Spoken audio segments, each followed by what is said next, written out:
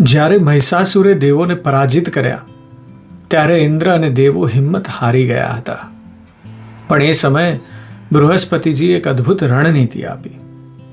તેમણે કહ્યું કે શક્તિ જ્યારે વેર વિખેર હોય છે ત્યારે તે નબળી હોય છે, પણ જ્યારે તે એકત્રિત થાય છે ત્યારે એ બ્રહ્માંડને પણ હલાવી શકે છે.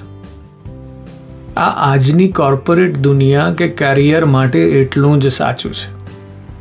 આપણે ઘણીવાર એકલા હાથે જ બધું જીતવા માંગીએ છીએ, પણ યાદ એ રાખવાનું છે કે માં જગદંબાનું પ્રાગટ્ય એ દેવોની સામૂહિક શક્તિઓનું પરિણામ હતું.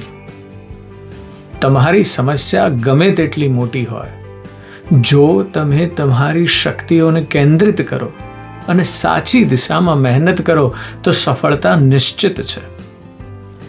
વિજય એ રમત વાત નથી. એના માટે શિસ્ત અને રણનીતિ જોઈએ. દેવોએ પોતાની શક્તિઓ માને અર્પણ કરી દીધી, એટલે કે તેમણે અહંકારનો ત્યાગ કર્યો. જીવનમાં પણ જ્યારે તમે હું છોડીને અમે પર ધ્યાન આપો છો, ત્યારે જ અશક્ય કામ શક્ય બને છે.